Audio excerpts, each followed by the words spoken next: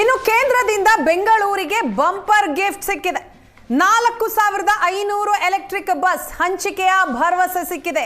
5 ನಗರಗಳಿಗೆ 10,900 electric bus. PM E-ಡ್ರೈವ್ ಅಡಿಯಲ್ಲಿ bus ಹಂಚಿಕೆ ಆಗುತ್ತೆ. ಕೇಂದ್ರದಿಂದ ಬೆಂಗಳೂರಿಗೆ ಇದು ಬಂಪರ್ ಗಿಫ್ಟ್.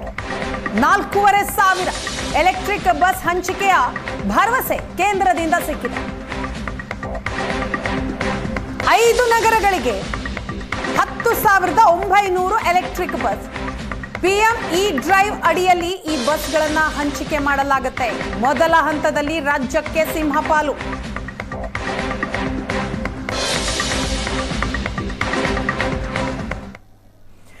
ಸಿನಿಮಾ ನಿಲ್ಲಿಸಲು ಷಡ್ಯಂತ್ರ ನಡೆದಿದೆ. ಆರೋಪಿ ಮಡೇನೂರು ಮನು ಹೊಸ ಬಾಂಬ್ ಸಿಡಿಸಿದಂಥದ್ದಿದೆ. ಅಜ್ಞಾತ ಸ್ಥಳದಿಂದ ಆತ ವಿಡಿಯೋ ಮಾಡಿ ರಿಲೀಸ್ ಮಾಡಿದ್ದಾನೆ.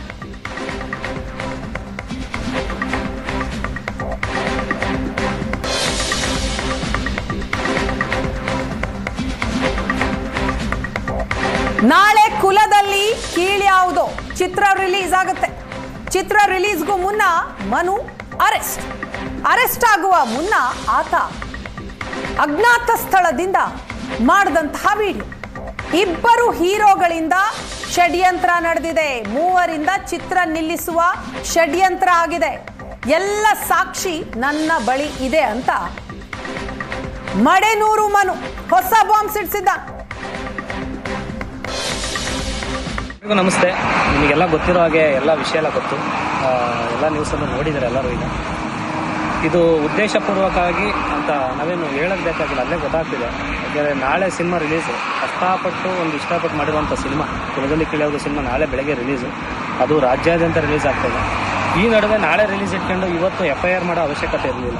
ಯಾಕೆಂದರೆ ಇತ್ತೀಚಿನ ದಿನಗಳಲ್ಲಿ ನಾನು ಮಾತಾಡಿದ್ದೀವಿ. ಏನು ಹೆಂಗೆ ಅಂತ ಕೇಳಿದಾಗ ಕೆಲವೆಲ್ಲ ಕ್ಲಾರಿಟಿನೂ ಕೊಟ್ಟಿದ್ದಾಳೆ. ಹಿಂಗೆ ನಾನು ಸುಮ್ಮನೆ ಇದ್ರು ಬೇರೆಯವ್ರು ಬಿಡ್ತಿಲ್ಲ, ಹಿಂಗೆ ಮಾಡಿಸ್ತಾರೆ, ಕೆಲವೆಲ್ಲ ಮಾಡು, ಈ ಥರ ಮಾಡು ಅಂತ ಹೇಳ್ಕೊಡ್ತಿದ್ದಾರೆ ಅಂತ. ಅವ್ರು ಯಾರ್ಯಾರು ಹೇಳ್ಕೊಡ್ತಾರೆ ಅನ್ನೋದು ನನ್ನ ಹತ್ರ ಬಾಯಿ ಬಿಟ್ಟಿದ್ದಾಳೆ. ಓಕೆನಾ? ಅದು ಯಾರ್ಯಾರ ಜೊತೆಲಿ ನಿಂತಿದ್ದಾರೆ ಟೋಟಲ್ಲು 2 ಹೀರೋಗಳು, ಒಬ್ಬರು ಲೇಡಿ ಡಾನು. ಅವ್ರು ಯಾರು ಅಂತಲೂ ಹೇಳ್ತೀನಿ, ಅವ್ರು ಯಾರು ಅಂತ. ಅವ್ರು 3 ಜನ ಜೊತೆ ಒಂದು 10-12 ಜನ ಒಟ್ಟಲ್ಲಿ ನನ್ನನ್ನು ಸಾವು ಬಯಸ್ತಿದ್ರಂತೆ. ಮೊನ್ನೆ ಅವನು ಇವ್ರು ಸಾಯಬೋದು, ಅವನಾರು ಸಾಯಬಾರ್ದು, ಆ ಥರದ್ದು ಒಂದಿಷ್ಟು ಸಾವುಗಳೆಲ್ಲ ಬಯಸಿ ನಗಾಡ್ತಿದ್ರಂತೆ. ಗೊತ್ತಿಲ್ಲ ನಾನು ಯಾರಿಗೆ ಏನು ಮಾಡಿದ್ದೀನಿ ಅನ್ನೋದು ಗೊತ್ತಿಲ್ಲ. ನಂದಾತು ನನ್ನ ಪಾಡಿಗೆ ಕೆಲಸ ಆಯ್ತು, ಕೆಲಸ ಇಲ್ಲ ಅಂದರೆ ಊರಲ್ಲಿ ಜಮೀನು ಕೆಲಸ ಆಯ್ತು, ಅಷ್ಟೇ. ನಾನು ಇನ್ನೇನು ನಾನು ತಲೆ ಕೆಡಿಸಿಲ್ಲ. ಪ್ರತಿಯೊಂದು ಸಾಕ್ಷಿನ ನಾನು ತಂದು ಕೊಡ್ತೀನಿ. ಈಗ ನನಗೆ ಒಂದೇ ಓಡ್ತಿರೋ ತಲೆಯಲ್ಲಿ. ಯಾಕೆ ಅಂದರೆ 1.5-2 ತಿಂಗಳಿಂದ ಈ ಸಿನಿಮಾ ರಿಲೀಸ್ ಅಂತ ಎಲ್ಲರ ಮನೆಗೂ ಹೋಗಿ ಇನ್ವಿಟೇಷನ್ ಕೊಟ್ಟು ಸಿನಿಮಾ ಕರೆದಿದ್ದೀನಿ. ಎಲ್ಲರೂ ಕೂಡ ಸಿನಿಮಾ ನಾಳೆ ಬಂದು ನೋಡ್ತಾರೆ. ಅದಕ್ಕೆ ಮೋಸ ಆಗಬಾರ್ದು. ಯಾಕೆಂದ್ರೆ ನಿರ್ಮಾಪಕರು ಎಲ್ಲಿಂದ ದುಡ್ಡು ತಂದಿರ್ತಾರೋ ಏನಾಗಿರ್ತಾರೋ ಅದು ಗೊತ್ತಿಲ್ಲ. ಬಟ್ ಇವರಿಗೆಲ್ಲ ಗೊತ್ತಾಗಲ್ಲ. ಅದು ಏನೋ ಒಂದು ಹೆಸರಾಳು ಮಾಡಿದರೆ ಇದು ಮುಗೀತು ಅಂತ ಅವ್ರ ಮೈಂಡ್ ಏನೋ ಗೊತ್ತಿಲ್ಲ ನನಗೆ. ಬಟ್ ಇದರಲ್ಲಿ ನನಗೆ ಕಾಣ್ತಿರೋದು ಒಂದೇ, ನನ್ನ ಫ್ಯೂಚರ್ ಜೊತೆ ಮೇಯ್ನ್ ನಿರ್ಮಾಪಕರು ಮತ್ತು ಡೈರೆಕ್ಟ್ರು ಕಷ್ಟಪಟ್ಟು ಒಂದು ಒಳ್ಳೆ ಸಿನಿಮಾ ಮಾಡಿದ್ದಾರೆ. ಅದು ನನ್ನನ್ನು ಹೀರೋ ಆಗಿ ಮಾಡಿ ಒಂದಿಷ್ಟು ಬಂಡವಾಳ ಹಾಕಿದ್ದಾರೆ. ಅವ್ರಿಗೆ ಮೋಸ ಆಗಬಾರ್ದು. ಅದಕ್ಕೆ ಇದ್ರ ಕಡೆಯಿಂದ ಯಾವುದೋ ಪ್ರಾಬ್ಲಮ್ ಆಗಬಾರ್ದು. ಇದೇನಿದೆ ಉಳಿದು ನಂದು ಏನಿದೆ ಪ್ರಾಬ್ಲಮ್ಮು, ಅದನ್ನ ಅತಿ ಶೀಘ್ರದಲ್ಲಿ ಸಾಕ್ಷಿ ಸಮೇತ ಕಾನೂನು ರೀತಿ ನಾನು ಇದಕ್ಕೆ ಕ್ಲಾರಿಟಿ ಕೊಡ್ತೀನಿ. ಎಲ್ರಿಗೂ ನಮಸ್ಕಾರ.